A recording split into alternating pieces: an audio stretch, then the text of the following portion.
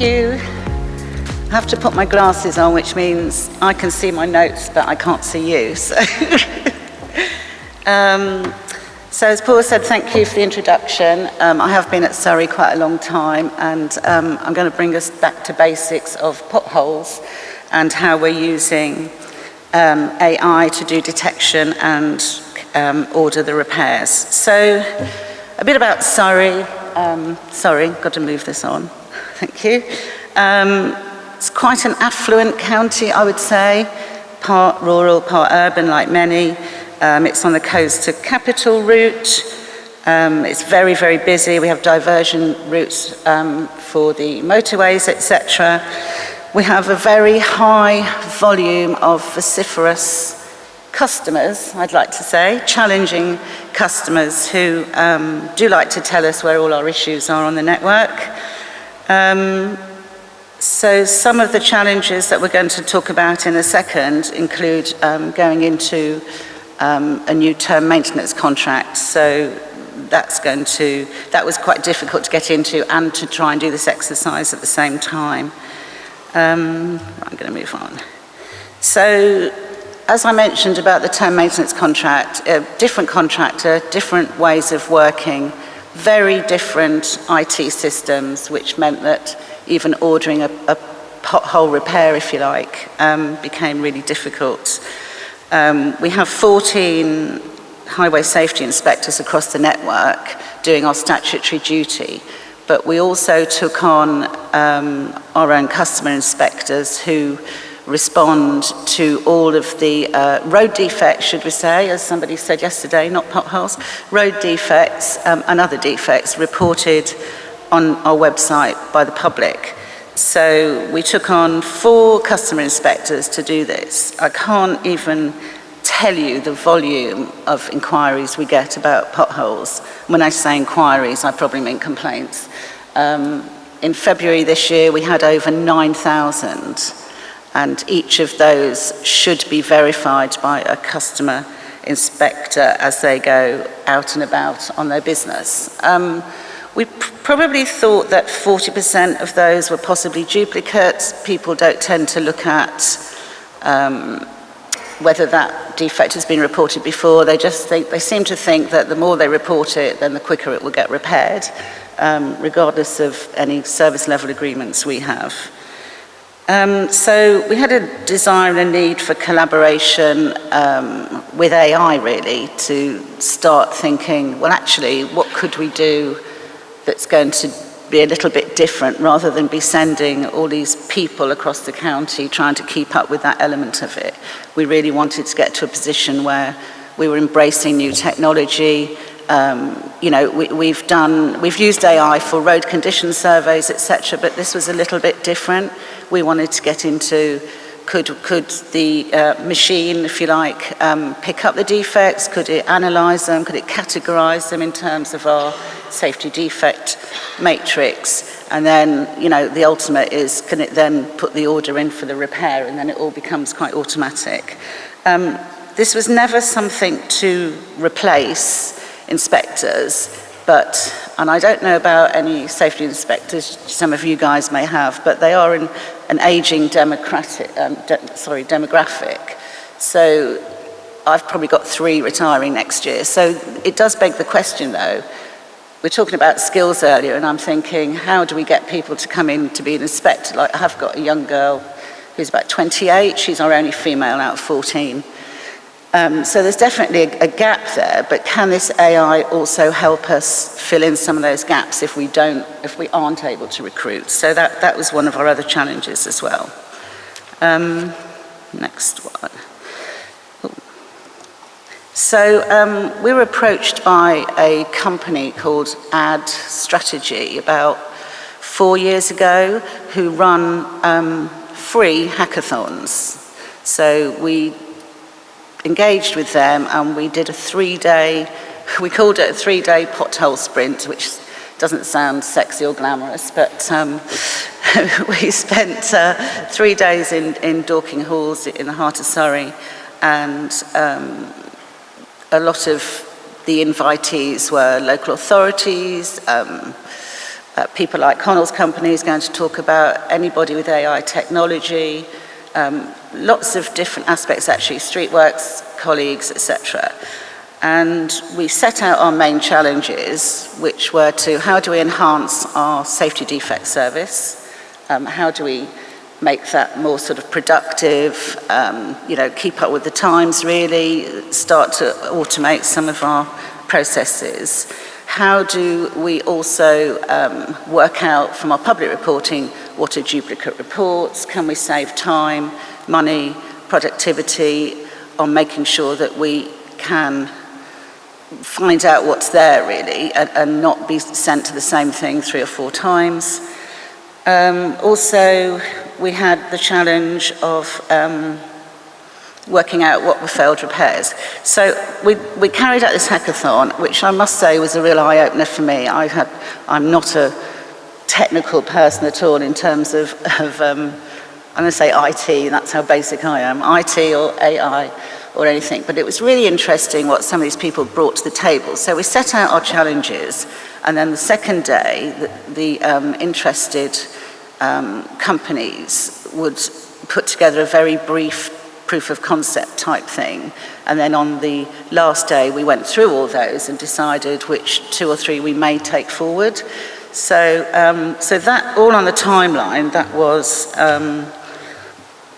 so the hackathon was 2019 actually, and then we set out on a procurement exercise to set up a contract to do exactly this. And then Root Reports, Connell's company, was successful in that.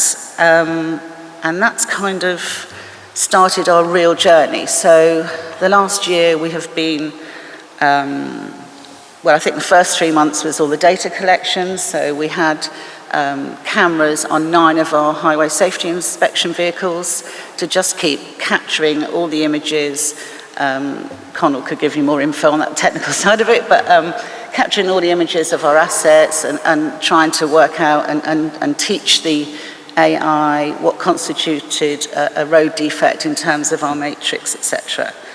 And then they did a comparison of what the AI picked up and what the inspector picked up. So that started our journey.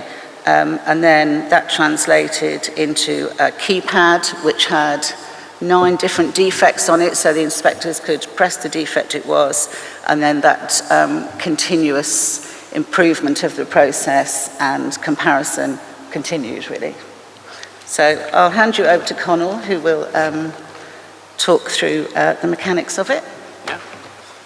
Thank you very much, Jane. So in terms of how the system works, so we have a device, and this is something that we've been through several iterations of, but when we first started doing this, we decided to not go the route of a smartphone. We wanted a dedicated device that was fully automatic, and part of that is that it means you can fit it into any type of vehicle. So obviously in this case, we used highway inspector vehicles, but it also means that whoever's driving the vehicle, if this device is there, they don't really need to touch it. It just turns on when the vehicle turns on, and when the GPS notices that you're on an inspection route, it will start detecting.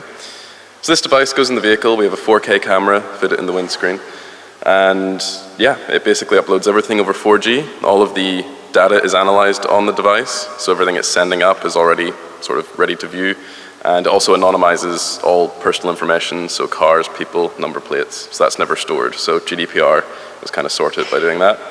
So once it gets uploaded, it goes up onto our platform where you can see the defect details. So these are things like measurements, width, length, depth, and we also now have integrations into works management systems where, again, the device can just be directly putting repairs into the schedule. So in terms of the installation, we fit at 9 highway inspectors vehicles. The reason for this was to get that direct comparison. So when we were designing this device, it wasn't so much we want to find potholes, surface defects, things like that. It was we want to match what the highway inspectors are doing. So that's where when you have these in the highway inspection vehicles, at the end of every day, you can see exactly what the highway inspector picked up, and you know that your camera was sitting there beside them. So it should be a very close one-on-one comparison. And we started this in 2021, and it worked pretty quickly. So you can see here, we have a defect that our system's picked up. It's got the red box around it with the measurements, and then you can see beside that a picture that the highways inspectors highways inspector has taken of the defect. You can see it's already marked. So this was already a very exciting day because we found a defect. And this is where we started that validation. So we wanted to see, all right, we've got one, how many more can we get? We also came across the very interesting happenings, which is, safety inspectors are taught you have intervention thresholds. It's not practical to pick up absolutely everything. It would take you far too long. But the system also, because it's, just processing everything it sees, you'll find defects that are below the intervention threshold. For some councils, this is scary, which is why we have thresholds on the device itself for what to send up. But it does help if you turn it on every so often just to see what's on the network, because it means that the next time the device sees it, it can tell you how much bigger it's gotten, and you can use that for your planning and budgeting. So this is somewhere where we picked up things the inspector didn't, and as this is a very transparent presentation, and also 3 years ago, we also had ones where the inspector would pick it up, but we missed it. And that's fair, because all we were training it off was basically, the initial inspections we got, and you're going to have a lot of different challenges, which we'll go through in a second. So this began our very rapid process, and where we really enjoyed working with Siri, because we met every single week, and we'd go over, okay, here's what we found, here's what we didn't, what does this mean to a highways inspector, what kind of details would you want on these defects? So we came up with something called a match rate. So a match rate is if your inspector finds 100 defects in a day, and we find 90, it's 90%. So it's just how close we are to an inspector. When we started, it was 29%, and that was an awkward meeting with Siri, because we were, obviously trying to be impressive. But it's something that Siri said, we understand, this is something that needs to be developed, improved, and we did. So every single month, we would, have all of the imagery, we'd see things that the AI didn't pick up, and we'd retrain it. So you basically take hundreds of those examples, and you put it back into the algorithm, and it starts to get more and more flexible and understand more different environments. And that's what we did throughout 2021, so we got all the way up to 85%. And that's something where, at least when we did some testing, if you send 2 inspectors down the same route, you don't expect them to get all the same defects, and 85% is pretty much there. And this is something we still do. So over the last 2 or 3 years, every single month, we're doing this retraining. We're deployed in a lot more areas now, but it's still something that we keep an eye on, because the match rate is obviously, if you start depending on the system, it's very important to know. So what were the challenges when we deployed this AI for the first time? The first one was low light. So a lot of inspectors like to go out at 7 a.m. because there's not as much traffic. And for us, this was, Surrey was one of the first places we deployed. We just found a camera that we thought would work. But this required us to go through quite a lot of experimentation. We did 5 different versions of the camera we use until we found one that works from sunrise to sunset. It can deal with, a low sun, bright lights, things like that. So that was one that took us a little while to solve. Different weather conditions. So again, if you have things like rain, snow, leaves blowing around the road, shadows. And this was, again, as I mentioned, something that we took, I think, 10,000 images from each season of things that the algorithm wasn't sure of and retrained its confidence. So we can now detect things in very heavy rain. We can detect things if there's shadows across the road. If there's leaves inside a defect, we can still pick it up very well. And also, one that was quite interesting is that we were doing these comparisons every single week. And the traditional method of doing highways inspections is that you pull over at the side of the road, you get out, you measure a defect, and that's how it works. But for us, that would mean that sometimes the inspector was going to go fix things that the camera never had a chance to see. So this is where we started getting the inspectors to do 2 runs. So they would do their entire inspection route at just traffic speeds, and then they'd do another one where they'd pull over and find the defects the sort of traditional way. And we found that this actually increased the match rate by like 20% because the camera was getting a full view. But more importantly, we found that it was 4 times faster for the inspector to do it that way, and they weren't having to step onto a live highway. So these are some of the challenges that we got over, and well, at least for us, were quite interesting to solve. So in terms of how the system actually works, we have defect management. So this is sort of your default view. And this is where, as the system's driving and it finds defects, they'll pop up on this map, you'll get an image, you'll see the defect, highlight it with that red box, and you'll get all the different details. With this, we aimed to pretty much pick up exactly the same as what a highways inspector would report on their tablet, but fully automatic. So that's where we linked into the GIS system, so you get your USRNs, road names, speed limits on that road to help you figure out traffic management. So all of that's already there, and this is something that requires 0 human intervention to see. You'll see this 5 minutes after someone's driven past. And you can then categorize the defect, and you can send it off for repair in about 2 clicks. So it turns a defect from something that you have to get out of a vehicle and measure manually into something that takes about 30 seconds to deal with. So that's how you can get your defects from detection to getting repaired. And then we have our keypads, which Jane mentioned. And this was more of a validation exercise. This is a Surrey special. It's not really part of the product, but it's something that was extremely helpful for us to, see from the inspector's point of view what they were finding on the roads compared to what the system was finding. So this is, if you have two people in an inspection van, the person in the passenger seat can just press these buttons as they see things, partly to help us verify that we were finding all the potholes we needed to, but also for more rare defects like vegetation or foliage, curb damage. They'd press those buttons, we'd instantly get an image of what they'd found, and we could then use that to train that into the system and find a wider range of defects and cover more of the safety inspection automatically. Then we have sign identification, so the system's also detecting all the signs it sees across the road network. You're getting a full inventory of where they are, how long they've been there for, what type of sign they are, etc. But it will also automatically detect signs that are damaged or graffitied or covered by vegetation. Again, something that's frequently picked up in a highways inspection. And so that's something that you can then get a full export of, put it into whatever GIS system you want. And then finally for me, we have Route View. So Route View is very much like Google Street View, except it's updated every single day, and it's also linked to your works management system, so you can instantly get things repaired. So this is where you can click any point in your road network. If the vehicle's been there, you'll see an image like the one behind me, and you can also see along the bottom all the different times that that vehicle's been there in the exact same spot but different days. So that becomes really useful because you can then see the change across the network over time. So if you have things like insurance claims, you can see it before and after. If you have resident inquiries, you can go back to the date that the inquiry was made. You can go in and see if there's an actual inquiry there. And as Jane was saying, with 9,000 inquiries in February, Surrey were really looking for something to help speed them up. And this is where now you can very quickly go into Route View instead of sending an inspector out. And most of the time you can see if there's an issue there, and if there is, you can then get it repaired from your desk, which is a nice benefit. But I'll hand you back over to Jane, and thank you very much.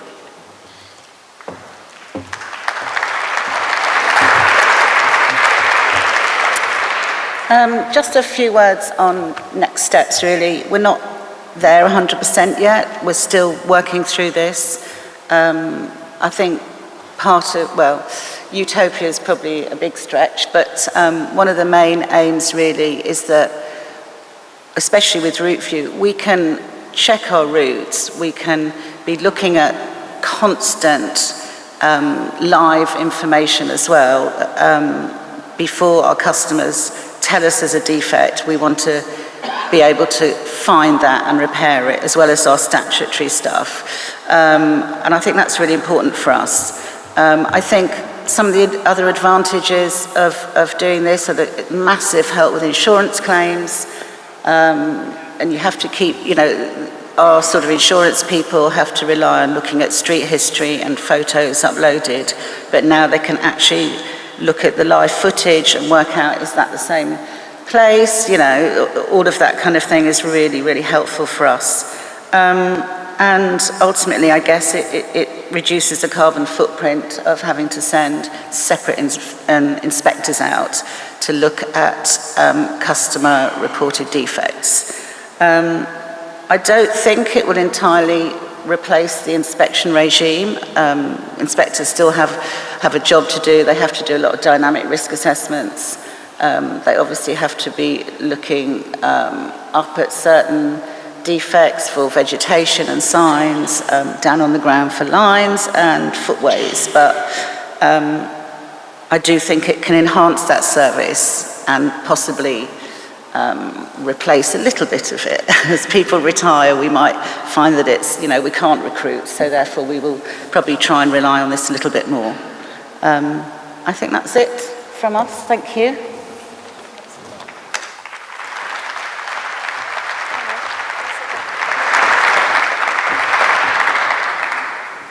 I think the thing for me is that AI is now starting to become quite prolific in our industry. And I think it starts to be really important that local authorities talk about the experience and what they're using AI for, particularly on the, I thought it was really good that you talked about what didn't work first time, because I think so many times we see AI as the sort of silver bullet for it can do 100%. Actually, there's an awful lot it can do, but working with councils, we can continue to improve things. Now, I know this is a particularly live area of interest to many authorities, so I'm just going to restrict it to one question to keep us on time. But I do know that Jane and Connell have already said how they will answer any questions. We are thinking perhaps next year we will do more in this area because, again, it's a really live area that many councils are starting to ask who's using AI in their survey technology. So do we have any burning questions for Jane or Connell? We've got one down the front here. Hi, Sean Rooney from Oxfordshire. We were speaking yesterday around about the importance of trials and not having to reinvent the wheel. You started your journey in 2019, you're now 2023. Obviously, validation at the start of it. If an organisation was to procure the product, as it were, would the same length of validation be the same? Or required, rather? Or would it be a case that you've learnt the lessons and Amanda and Jane have paid for the development that we can all benefit from in the future? Yeah, so the point from it being from 2019 is the product didn't exist in 2019, and we now have had 3 or 4 years of very intense development. So when we have new local authorities adopt it, we can do those 4 years in about 3 months. And it's very much, we learn from every new local authority we work with, and that's, basically there's a community input in that every new thing we find out gets adopted into the product for everyone else, just to try and, make it better for every local authority, so. I mean, is that on? Is that on? Is that on? That's on. Sorry, God. I also think that, obviously we've been on this journey, like you quite rightly say, it's taken some time, and Connell's company have built this thing for us to trial. But, more than happy to share all the learnings that we've had and things that we have, like quite rightly say, some things haven't worked, some do. It's a continuous thing. But we did have a bit of a breakthrough because we actually, this was the ultimate, that we actually put the AI put the defects through the system and they went straight through and were ordered for repair automatically. So there was no kind of person intervention in that at all, which was fantastic. We only did, we did a few, let's say, but we need to improve some of the pre-construct info, like road widths and what kind of traffic management might be required. So that's a bit more work we're doing at the moment to do that. Thank you. I think the other thing to say is let's not forget, technology is moving at such a pace now that, the fact that we've all seen how quickly our phones get sort of upgraded and everything. AI is one of the fastest moving areas of sort of technology, and some of the technology within AI is decades old, but the advances globally are, I believe, something that's going to really transform our industry and actually also help encourage some of the next generation who will be interested in the new technology.